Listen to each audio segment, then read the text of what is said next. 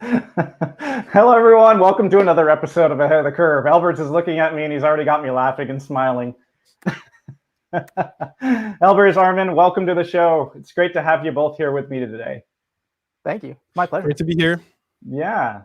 So, guys, as you know, we're going to be talking about generative, and we're going to be talking about Notch and Touch Designer and all the awesome tools that are out there right now, kind of the hot ticket items, I guess, if you will, in our industry.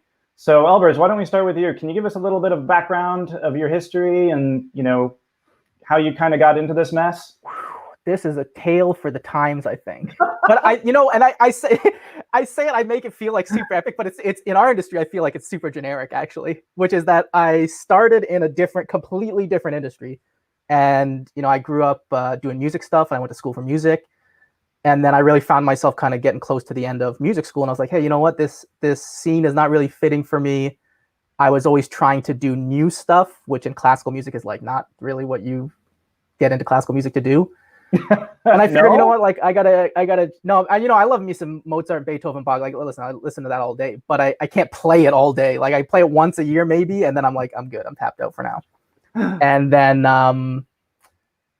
from there, it was just kind of being open to what was happening around me and just trying to find new ways that I could get involved in like an arts and creative field. And at the same time, like I'd always had a love for video games and computers and being technical and just kind of keeping my nose to the ground, looking for gigs. And I found these DJs I was performing with, and then we started doing lights, and then I started doing the lighting, and I'm like, oh my God, Amon Tobin, ISAM came out, and Richie Houghton came back with Plastic Man stuff. And Oh, yeah. the rest was kind of history after that, because I was like, oh, well, they're doing that, so I'm going to learn that, and they're all using Touch Designer, so I guess I got to use this software. And then, 10 years later, here we are. It's amazing how that progression happens, right? You start in one area, you think you're going to end up like with this great career in a certain industry or a certain place, and then all of a sudden, like you get completely sideswiped, and everything changes overnight. Totally. And I think for a lot of folks, it can be a scary thing or an intimidating thing to feel that you've gone off your original track. And I was lucky enough that for me, it was not that. It was very much a natural progression. And like we were saying before the call, like and we were talking about some other like really great talent in our industry that are thoughtful and hungry, but I was just hungry. Like I wasn't even thoughtful. Like any gig came up, I'm like, yes, food. I want everything. Give it to me. Give it to me. Gig, I'm there. Gig, I'm there. What do you need? What do you like? It. So for me, just kind of getting into all these things and then finding that way out was a fun process for me, I think. Awesome, Armin. How about yourself? Well, I studied graphic designs, but that was sort of just the premises to be around in the capital city where I studied, because I was into music and bands, and there's my old trusty bass, and I always thought that I'm going to be the punk rock star and all that. And of course, life goes, and then bands come together and split and all that. And I started to travel, and I realized that graphic design is a little bit boring as a static thing, so I got a bit more interested in animation. And then I learned about the whole world of performing arts when it comes to motion graphics. So I started to hang out a little bit more with the folks that are into techno. So I started to VJ for them. And then there was this big revelation where people actually get paid for this. So it was like, what? Yeah, the first time a promoter or LD came to me and was like, hey, do you want to do this and that? And I was like, absolutely, I'm excited to do this gig. And he's like, I'm going to pay you like 100 quid. I'm like, keep it cool. Yes, let's go with it. So from there on, it was just getting to know some people and moving up in a more professional touring industry, then a little bit of the TV. And then I got hired by a couple of companies in Scandinavia. So long story short, at some point I realized that I really waste a lot of time rendering, and I started to look around for options. There was a few. I found my favorite one, and after I would say half a year or a year of experimentation, they brought up the option they brought up a position called product specialist. So I sort of just slid it in my CV, and love story from then on. I'm working for Notch, doing trainings and general motion graphics, and still VJing here and there. Obviously not this year, but yeah. That's awesome. I mean, I remember the first time I met you, actually. I can't even remember where we were. anymore, because time has just become this like complete vortex, just been Must have been- swallowed. Must have been one of those trade shows. I gotta interrupt. This is one of my favorite things about Armin as like a person is that he doesn't just phone anything in. So like if you all can see the difference between Armin's camera situation and mine, Yeah, like and I'm just in ours. front of a white wall. Ours. He's got like AR face tracking set up, audio reactive like analysis across the bottom. You know, the QR code. I don't even know where the QR codes goes, but this is like I my have favorite no thing idea. about I'm almost Armin. tempted to snap a shot of it myself. Armin always goes like 100%, and it's like the best. Well, I figured if I'm preaching, I might as well use it, and I'm gonna give a shameless plug. Actually, just recently we released a virtual production course. This template right here is a part of the virtual production course, so I show a little bit of how to set it up, how to use it, and where could it be useful. Hence, professional conversations with colleagues in a professional market.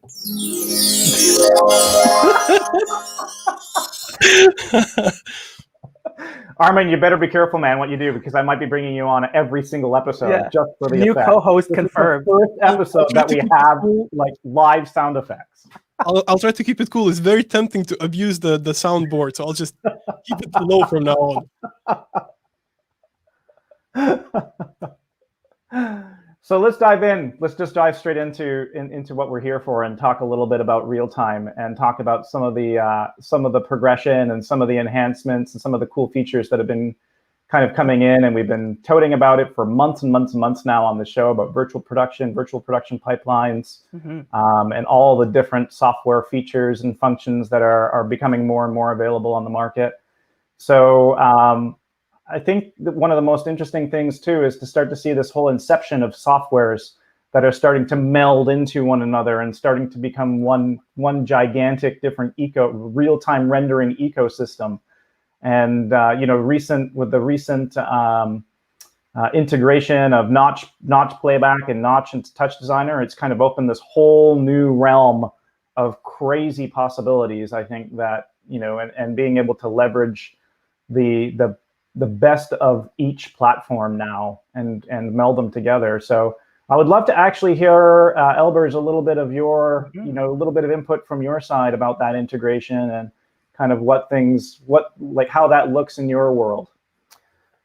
It's interesting, and I have this tendency. I'll just tell you and the viewers now. Like, a lot of conversations and questions for me come back to career development and making money. Those and are I good think topics. listen, all day I could talk about making money. Like, that's my favorite subject, right? But I only preface it because I think it's so important to talk about these kind of things and how they're related to all of the art and tools that we use. And, you know, a big thing that I've been saying lately and feeling myself is this new path opening up. And I'm predicting within a few years, we'll have the VFX generalist equivalent in our industry, like the real-time generalist, who doesn't really, I don't think, exists now. The closest might be a creative technologist, but I kind of consider that job to be more of a prototyping type of role and more of a design role than an execution role on a technical level. So, you know, now looping back to your question, the interesting thing that I've been seeing is, you know, when I started my career, the goal was to become very good at something, and you had to become a specialist at a thing so that you could fit into a pipeline, either at a company or as a contractor or freelancer, or even as your own artist, because at that time, like, a lot of the tools were very difficult. So if you weren't good at a tool, you probably weren't going to get like a really good output anyways. And over the years, it seems that's transitioned a little bit, especially with this kind of onset of a whole new ecosystem of real-time tools, and not just Touch Designer or some game engines, or not just processing in open frameworks or Touch Designer, right? Like, the idea that now you could, you know, and I can even tell you, like, you know, from my experience on working on projects and stuff, you know, 8 years ago, Touch Designer was the only thing running. And now you got Touch Designer, you got Notch blocks in there. Maybe you have Unreal running in the background to do something. Maybe you have Max MSP running in the background to do audio, you know, and this seems to be becoming more of the norm that I'm seeing, that having your core competency, you know, whatever that software might be, but then also having a little bit of knowledge into, like for example, for myself, mainly being someone who's a touch designer specialist, makes me so much more powerful when I have even intermediate Notch skills, or even beginner or intermediate Unreal skills, or Max MSP skills. So I think it's definitely this new thing that's coming, and I'm excited to see what kind of people gravitate towards. Do you take the path of being the specialist, of like, I will be so good at this one thing that people will pay me to do it, versus I think the other path that's going to be opening up, which is I'm more of a technical problem solver. Most problems I can solve with my Swiss Army knife of tools, but sometimes I might still need to call back the specialist to come do like X, Y, Z. But as a generalist, I can still get a lot of stuff done. So that's I think what I'm excited for from this tool set, even beyond the technically amazing side of it, that like, oh man, I could like take the best parts of each of these softwares. Well, we've got Armin right here. I mean, he's prime example. Prime example, right? Prime example. Yeah, actually, I don't think I would be here in this conversation should it not be for the real-time tools that are on offer now. The extent of my coding knowledge is changing color of my website background, thus CSS, where you type in a hex code. So for a regular designer to step into interactive, to experience design, or to anything that actually has triggers is a very high curve, or actually is too steep to a point where I wouldn't commit now to learn coding, because that's just not necessarily what I enjoy, and I don't think I would be that successful at all. However, since there's tools that allows you to do all these things and it's all real time, it's perfect. So I can step into this world and deliver some interesting interactive experiences.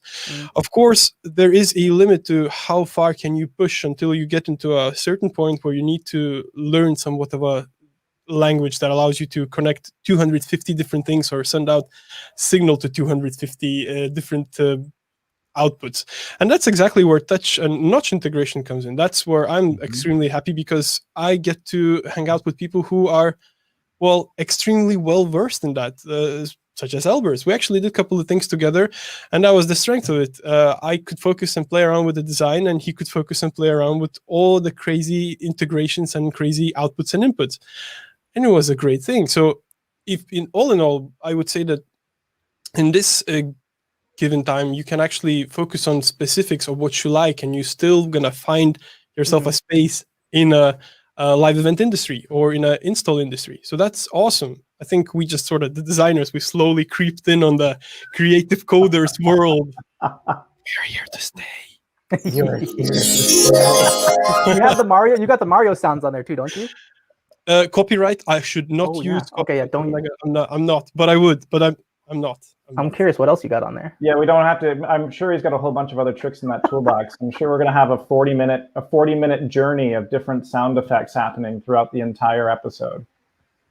But yeah, we definitely don't want to hit those copyright infringements. At least not at this point. We've already been down that road. We don't want to do that again. Oh, so okay, I see. Makes sense. I just wanted to say a shout out to Christy and all the viewers. Thank you all for watching again. As I say every week, this is a super interactive show. If you guys have any questions you want to ask Elburz or Armin, please fire away in the comments.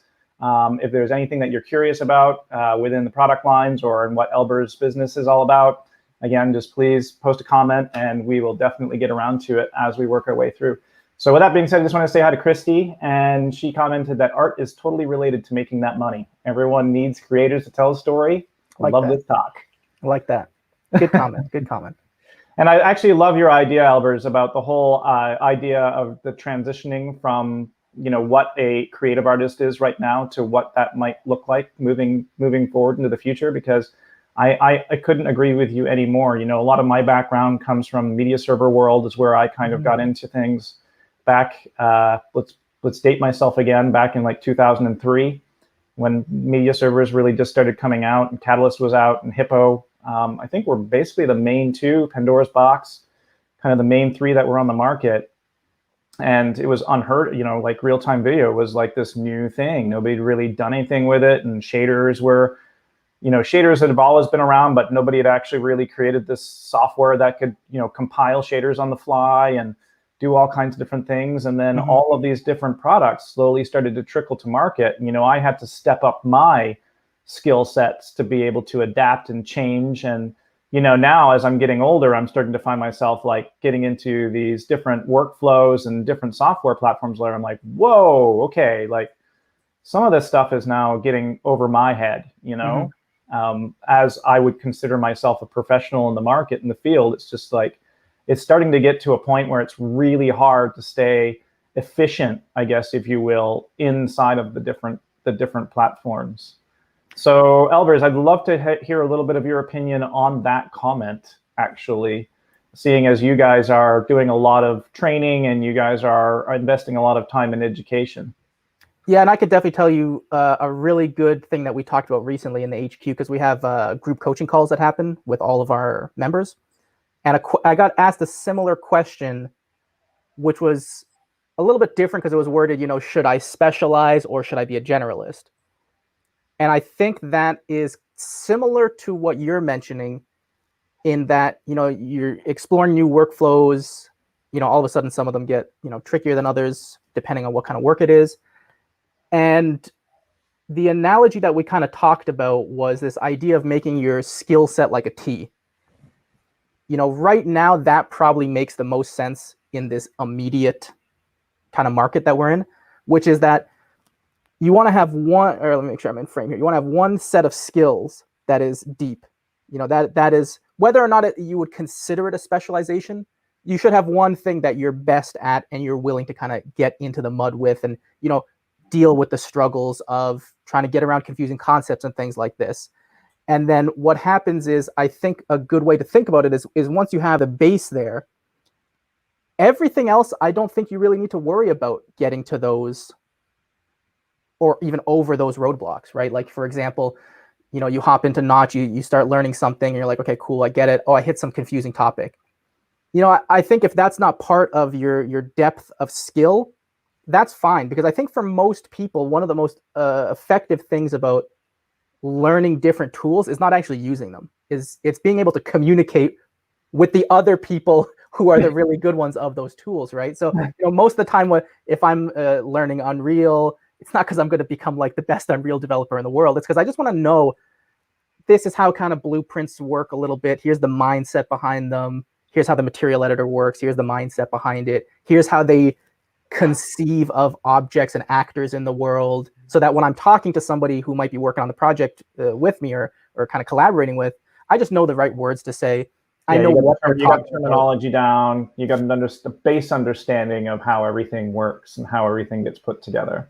Exactly, right. And I think for me, that's more important when we're talking about specifically that scenario or comment of, I'm learning new workflows and exploring new pipelines. I always say, hey, make sure that you're still focused on that, the I don't know what to call it, the stem of the T, the trunk of the T. You can call it whatever you want. I like the trunk. Let's call it the trunk of the T, right? Yeah, so that's going to be your bread and butter. That's what you really love doing, that thing. That focus on the trunk of the T. And for this stuff, if you get confused along the way on this, the branches of the T, I think that's totally fine. That's totally natural. And that's something we try and do in the HQ a lot, is provide ways to remove those barriers from people's journeys. And that's why, we have a really heavy focus on fundamental knowledge in a lot of our courses, because often what I find, it's not that people don't know what buttons to click in software. It's that they don't really understand what happens when they click that button and why it happens and what the real base, is it a little bit of math that you just need to know at the bottom of it? Is it a little bit of just computer science terminology you need to know at the bottom of it? And once you have that base knowledge, then I find those roadblocks become fewer and fewer and farther between each other. Yeah, absolutely. I couldn't agree with you anymore. I mean, I find also a helpful tactic is to set levels of, I guess, goal levels on something that you're creating, and break it down into bite-sized chunks, into little small processes, and work your way up, like complete that one small little thing. So, and you still might have your focus on the overall goal, but if you break things up in small little chunks, over time you're going to get there, but you're learning and things are escalating and your skill set elevates, as you kind of work through those little chunks. And you also feel better too, because you can leave a 1 hour session or something working in a piece of software, and you can be like, cool, I accomplished something. I learned this one specific thing or this workflow, and you can feel like you've accomplished progress as you've been making your way through a project, Absolutely. And I'll just add the one like last little note on that. I always talk about this idea of incrementing small steps is much faster than making giant leaps. And I always say this, even especially, for touch designer developers, one of the common things is learning Python can be challenging because it's kind of your first programming language. And if you've never done any programming, you're like, oh my God, this is like a lot of stuff to deal with. And to your point, I think what happens for a lot of new people in our industry is they say, okay, well, I want to try and make that reference of that really polished thing I saw on Instagram or that really polished thing I saw on some website or some case study. And they try and make the jump. And the problem is whether or not they achieve the jump is not important, because even if they did achieve the jump, it's almost an artificial satisfaction, because if you tell them to tweak something about it, or they get into a real professional setting where God knows you got to tweak everything about it like 100 times before somebody says it's all right enough, and you won't have that process in place for doing all that. You'll just have an end result that you don't really know how you got there. And I would say even like with something like Python that we talk about with Touch Designer a lot, you could literally spend 10 minutes a day learning Python. You don't need half an hour, you don't need an hour. You just spend 10 minutes a day learning Python. And in 3 weeks, you will be perfectly comfortable in Python. No stress, no crazy leaps and bounds, no knowledge kind of left lacking. You literally just go through some Python course, 10 minutes a day. Feels like nothing. I guarantee anybody watching in like 3 weeks, 4 weeks, you're like, wow, Python is easy. And then you move on with your life. That's kind of the goal here. The cool thing too is there's so many apps now that you can find, like apps on your phone and things, little training courses that you can pick up that are really easy, little bite-sized morsels and chunks that you can easily do on the plane, train, walking, whatever. Absolutely. Like there's all kinds of stuff everywhere to be able to do it. And I love that. And that's one of the things that's really cool about Touch is you don't need to also know Python to get things up and running and get things going. And in some of the ways that you define operations, inside the nodes are little pieces, little chunks, morsels, I guess, of Python script. And that's kind of stuff that you'll inherently learn when you're working inside of Touch Designer anyway. Absolutely. Armin, I'd love to get your insight as well on this topic, as you've been doing a lot of training for Notch, and you're kind of the go-to guy as far as training goes. So I'd love to get a little insight from you, and then we'll hammer one of the questions that Dan has posed. I completely agree with what you already stated. Perhaps one thing I would throw into the mix is time versus money. It's always a question, how much time do you have to invest versus how much would you actually gain by doing exactly what you are proficient in if you hire in someone who is already good at it. So that kind of a thing. So I would say that a lot of software vendors collaborate. So let's say Notch blocks can be played back in one or the other media server. So with that said, not only media servers or vendors are collaborating, I think professionals should too. So it makes total sense for me to call up Elburz straight away if I have a big gig that requires distribution or some kind of a system. I just go straight to him and I say, like, look, I have the design ready. Are you willing and available to do the whole crazy part of it? So and then Elburz goes, money, money, money, money. But then again, we're laying it down on myself. We're in an applied art environment. It's not that we're doing art for the sake of art. Obviously, this is a business for quite a few people. So knowing whom to lean on to actually get the best out of things is really good. So building those bridges on the software level, on the community level is quite important. Another thing, yeah, that's probably it. I think Elburz actually talked about this before too. I think I listened to one of the podcasts he was in, and he was actually talking on that point quite a lot. Hence, you have to play into your strengths. Plus, you have to know, is it actually worth it to push one or the other thing? So just take your base, as you described, the stem of the T, and then you know enough of the top to actually acknowledge, do you need a designer assistance, or do you need a technician assistance, or whatnot, or you can actually pull it off yourself. Absolutely. So to a comment of the trainings, a lot of people who would come to the on-location trainings before before everything went to the online solutions. It was a good mix of people, and that was got me most excited because I would see all those handshakes happening. So I know that there's a designer and he met a technician and they sort of hit it off, and they're probably going to do a great project together. Mm-hmm. That was one of the things I loved about attending the training courses. But the other thing that I'd just like to bring up as a point, when it comes down to training, is sometimes it takes more than one time, to absorb everything, and it's okay. It's okay to attend something multiple times. Like I know for Notch, I attended probably three to four training courses actually, and every single time I went, I learned a little bit more. But I didn't walk out of there after the first training session going, "Oh man, I know Notch, so I can be super efficient with it." So the scary thing about Notch, or probably about majority of motion graphics tools, if you get interested enough, you lose your spare time. Weekends are off. Evenings are locked off, and all of a sudden your better half is sort of there, standing next to the electricity socket, almost to pull out your computer power. Honey, you wouldn't know anything about that, would you? Oh, I got the look. I got the eyes. But then again, if something gets you to a point where you're so passionate to spend your time off doing it, I think it's great. So for instance, if I take myself as an example, I would have done quite much more 2D work before I discovered real-time tools, because 3D sucked, because it took so much time. Like I would spend 10 minutes designing and half an hour waiting to see what I designed for 10 minutes. How is that fair? Or you have a 90 frame sequence. You saw the first one, 45th one, and the 90th, and everything in between is a question.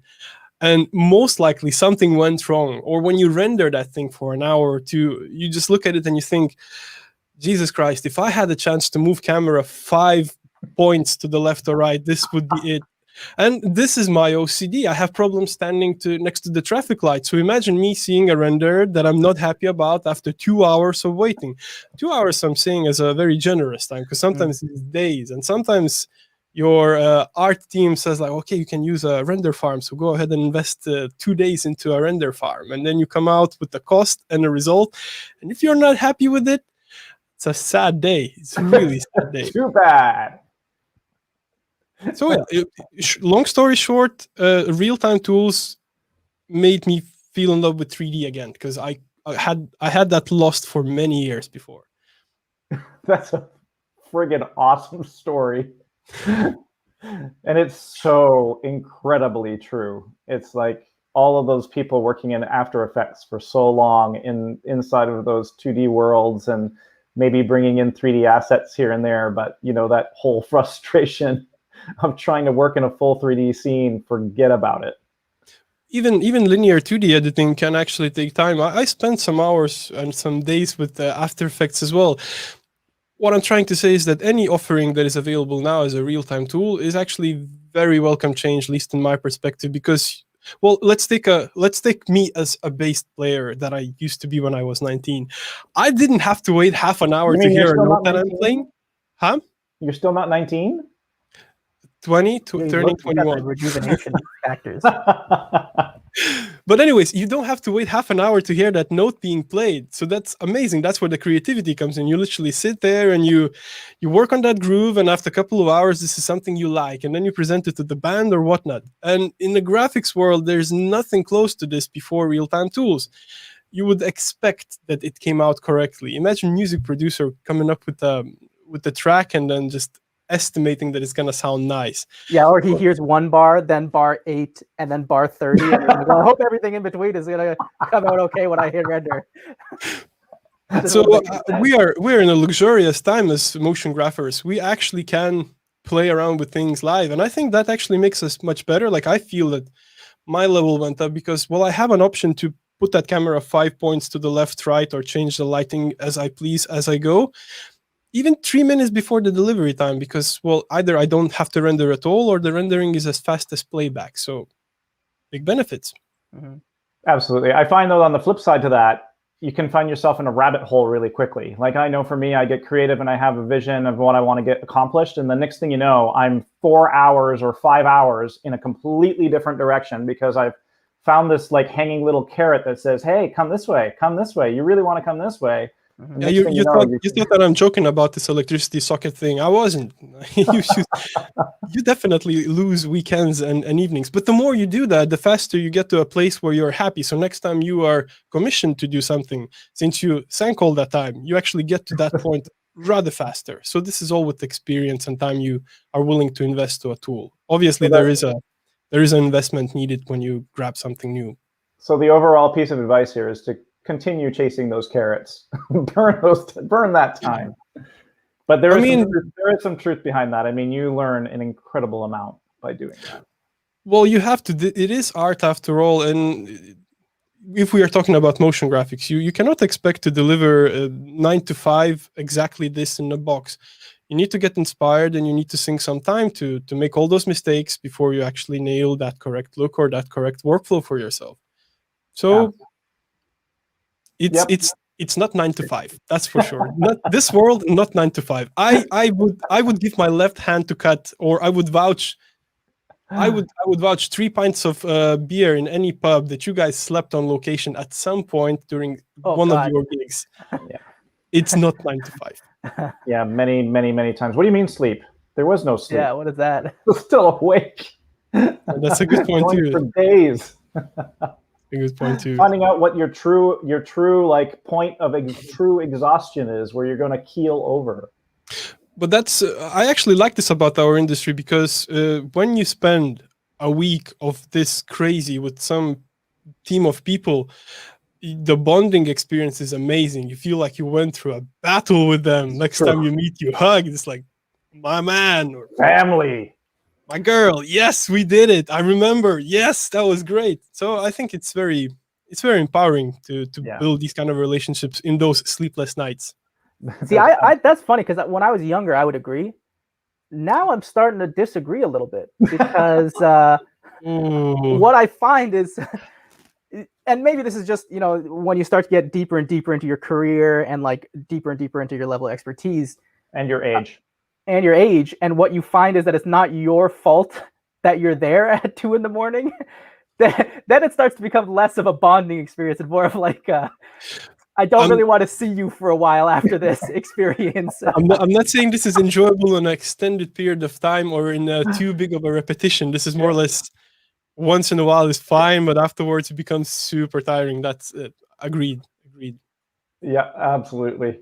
So I wanted to kind of get into a few of the comments and questions here. We got Dan asking, permanent install interactivity. Is there a boom time ahead as the world gets vaccinated? I think that's a great question. Who wants to tackle this one? Very short. Yes, absolutely. Yeah, absolutely. I mean, we're creatures of we're communal creatures. We will want to gather. We will want to interact. So all of these things will come back quite strong. And I'm sure that quite a few of us had some time to skill up during the downtime. Mm-hmm. Let's just call it downtime. So I would expect that the whole community will come back with another level of creativity and another tool set. So quite exciting. I'll let you go, Elburz.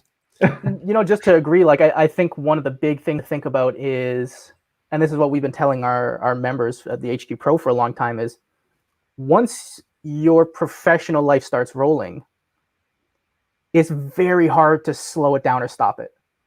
And even looking at my career, like once gigs started picking up and I was busy full time, there was almost never another time where I had, hey, like I don't have anything to do right now. Let me like learn a new skill.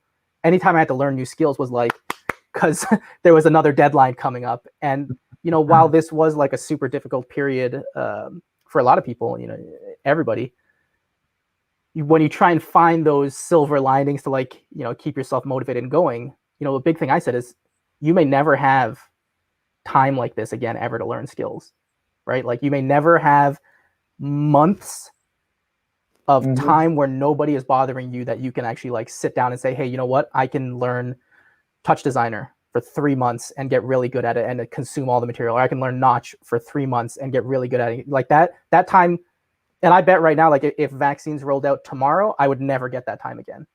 Unless there was like a global closure again, which we really like, let's hope not. But I think that's like a big thing for folks is, treat this time as valuable as it is. And then I think to Dan's point, the big thing with the boom is that they'll probably We need a sound effect, Armin. Armin, what do you got for me? Armin, you got something for me? Yes. I couldn't agree more. I think you're completely right. Hands down right. I think everything there's not only going to be a boom, but everything's going to boom at the same time. Because the second people are allowed to do club nights again, you better believe every single club in your city is going to be popping off, right? Like the second festivals are allowed to happen again, oh my God, there's going to be a festival every weekend for the rest of your life, I bet. Like that's what's going to happen, right? Like we went from like 1 or 2 festivals a year in the summer, and now it's going to be like, you know, if they open in July, from July till December, every weekend's going to be. You're more than right. So UK, for instance, allowed sales of music festivals for the end of summer, for August. And I know for a fact that quite a few already sold out in a matter of a week of opening sales. So people are hungry and people are ready. I think the big thing to acknowledge is keeping yourself positive about this, because getting into this sort of down spiral of nothing is happening for too long is super easy. Yeah. So perhaps getting into communities of sorts or collaborating with other people and actually doing some R&D or some viable work on your portfolio, on your reel, is really important. It's just keeping that spirit up, because of course we are longer in this than we expected, or probably quite a few of us would like to be. Yeah, absolutely. Couldn't agree with you guys any more. Avinash was asking, with Apple planning to get into the graphics scene with proposed 8K VR headset / AR headset and GPU rendering engines like Octane, is there any plans to support Apple, as TD runs on Mac already? Well, the general thing we say at Notch is that we are open to handshake with every single system that wants to integrate with us. However, those systems has to be able to facilitate us, and Notch runs solely on GPU. There's 2 limitations in Notch: your creativity and your GPU power. And isn't that the truth? And unfortunately, Apple was not consistent, or hasn't really been working on a GPU powered hardware for quite a few years. So quite a few professionals actually chose to leave Apple products and go for the PC just because of that. I'm being one of those even before I joined Notch. It's just, it wasn't viable to expect to render out things with the Apple machine versus the PC, where graphic cards are going a little bit faster. So to answer this question, if Apple steps up with their GPU offerings, I'm certain that the founders will reconsider an option to actually run there. But before that happens, it's just the guesses and wishes. So Apple needs to step up. Yeah, and I'll even add to that, like, you know, one thing I think a lot of folks don't realize a lot of the time is how complex these applications are, like Touch Designer and Notch. You know, these aren't like to-do list apps where you're kind of just moving a GUI or database access from Windows to Mac to Linux or whatever. There are so many integrations that happen on a hardware level, on a software level, all the SDKs that ship with both Notch and Touch Designer. It's a tricky one. And I think one of the things that's always been tricky, especially with Mac development, is the target's moving so quickly and in such great steps. You know, like even, I'm pretty sure like 3 generations of OS is like not supported anymore. Is it something like 3 or 4? Yeah. Which basically means like if your 3 years old computer or 3 years old operating system can't run these things, right? Because they're just making such big strides, and they're talking about like ditching OpenGL, going fully into Metal. Like these are kind of like scary things for companies that make really complex software. And the logistics of it all, of running on several platforms, that means you're expanding your development team, you're expanding your support team, you actually have to expand your hardware offerings in-house to test out, to troubleshoot issues. Support obviously becomes quite bigger. So there's a lot of questions and a lot of tick boxes associated with being multi-platform. So until certain criteria is met, I guess nobody's in a big hurry to leave the PC world. Look at all the media servers. Majority of them actually are running on PC. So Touch Designer being an exception where it is able to facilitate on both. But then I presume if you have a heavy compute project, you would still use a PC. Oh yeah, and there's even some things on the Mac version that, like I was saying, you know, those SDKs just aren't available, right? So like Connect, Microsoft Connect, because their SDK only works on Windows, even though Touch Designer works on a Mac, you can't like plug in a Connect as easily as you would on a PC. So it just becomes a dependency. I have to give a shout to NVIDIA too, because they're releasing some fantastic new advancements in AI world. And as far as we all know, NVIDIA and Apple don't really work together that much over the past several years. Yeah. So it's very appealing. The PC world is super appealing for real time applications. Let's put it this way, I guess. Yeah, the thing that's interesting too, just to kind of elaborate from my background, because I'm working in software development and building some of these or helping assist build some of these tools. The technologies haven't been there either to be able to easily port from one to another, and a lot of the back end technologies used for these applications heavily depend on the rendering mechanisms that they're using to be able to render out the graphics. So those technologies are starting to evolve and shift and change, and things are becoming a little more platform agnostic, I guess is the best way to use it. Yeah, hopefully with Vulkan, right? Especially with Vulkan coming out. That would be a big one, I think. Yeah, so that, things are slowly starting to shift, but there just really has never been that one key type of technology that's been able to really kind of handle that rendering problem. But Armin and Elburz, I'd have to agree with you again, having everything exponentially gets more expensive in all kinds of different ways when you start introducing cross-platform support, including, of course, all of the back end and all the money that you have to invest to be able to test everything, and the time that you have to be able to test all of those different platforms. So I think those are some really, really good points. So Armin, I wanted to ask you, because it's been driving me nuts, like the whole time, this whole show, you have to talk to us about what's going on with your imagery. With my imagery? You mean this right here? Well, yeah, like that whole thing. What's going on?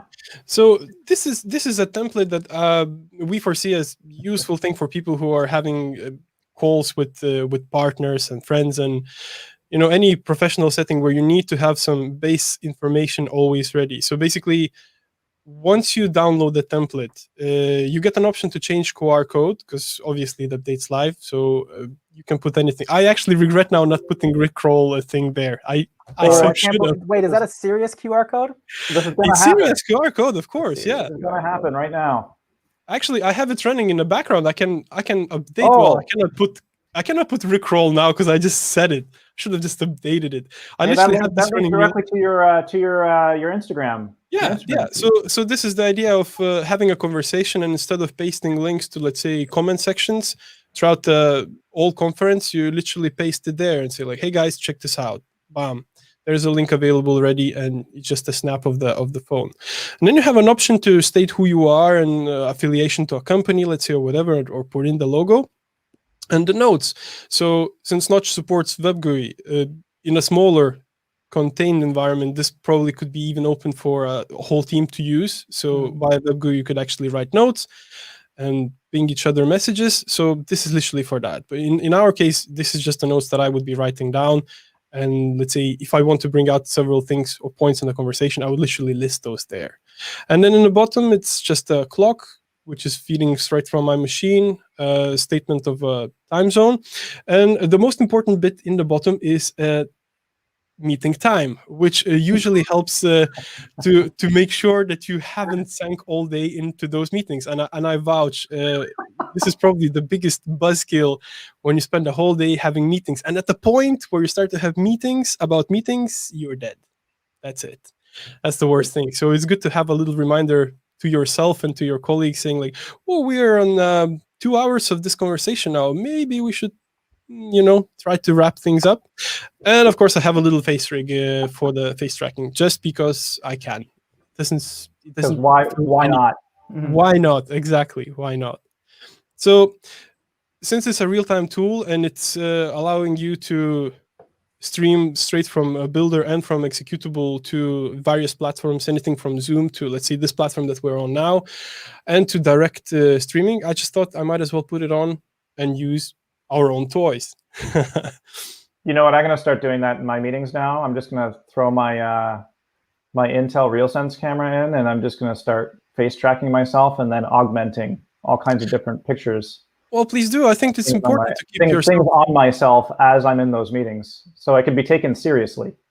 Because I feel like if I had these tools, I would just pixel sort myself and just melt. And then I'd be like, oh God, I don't know what happened. Oh God, hang up. That's how all my meetings would end. This is why I can't have nice things. Like it goes downhill real quick for me. Elburz has melted away. Yeah. Oh God. Yeah. Exactly. Oh God, it's breaking up. Oh God, it's breaking up. And then you just click. This feed, it's gone. It's getting hazy. What's going on? Can you check your internet connection, please? You know. I mean, there's a viable market for these things. So think about the gaming industry and how far it went over the last decade. So all of those guys and girls that are playing live and they have these avatars in their games, whichever they might be. Imagine if they use face tracking to actually add bits of that costume, of that look of their avatar from the game. How much more interesting is to watch a streamer or a competition when that person you are rooting for actually looks like his avatar in the game. So let's put it this way. This is sort of like a bit more down low or low key gamer setup. Yeah, that's probably how you would explain it. That's awesome. I love it. I think it's actually a really great use of the technology and being able to give some really great information. I love that whole approach. You know, it basically, you guys have definitely put some good thought into the template and helping with that workflow with those meetings, because the QR code thing is actually ingenious. And Dan has mentioned that it goes to a shirtless Insta profile. Armin, do you want to elaborate on that? What? Yeah. No, you cannot be. No. Yeah. I disagree completely. You cannot. I'm checking if I have a sound effect for this, but I have one. You got it. Oh, there you go. Amazing. See, great minds think alike, you know. So to be honest, of course, this is a little bit funky. Let's say this face tracker thing. But this brought up a conversation point, didn't it? So if you're talking with a creative person, art director, or whomever, he might see a potential of application of this without you even realizing this. So this is an unspoken way to get that conversation started. So for us as a motion graphics tool, it's kind of important to just show things instead of talking about things. So it's better to see than to explain something in 1,000 words. I strongly believe in that. That's why I spend all my weekends and evenings playing around, and my wife spends with the electricity plug in her hand. Well, guys, I wanted to thank you guys so much for kind of wrapping up on the time already, which is kind of crazy because I feel like we could carry on the conversation for literally hours.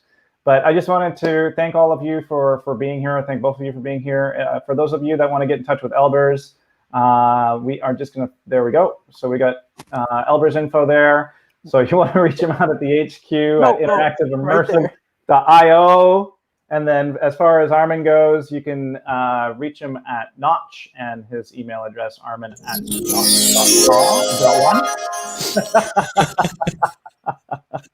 Guys, thank you so much for being on the show with me today. It's been an absolute pleasure. For those of you guys, thank you. Yeah, for those of you guys watching, next week is our 1-year anniversary. That means we've been doing a show every single week for the past year.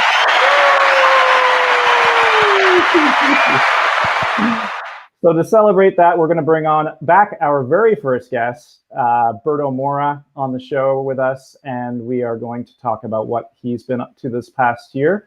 So it should be some pretty interesting conversation to see how he's been progressing and what's been going on. But thank you guys once again for being on, man. It's been such a fun conversation. Great way to spend an hour of the afternoon. Anytime, my friend. Congrats on a year. That's awesome. Thank you. Congrats. Great achievement. It's awesome. And as I say to you all every single week, stay ahead of the curve, everyone. Thanks for tuning in.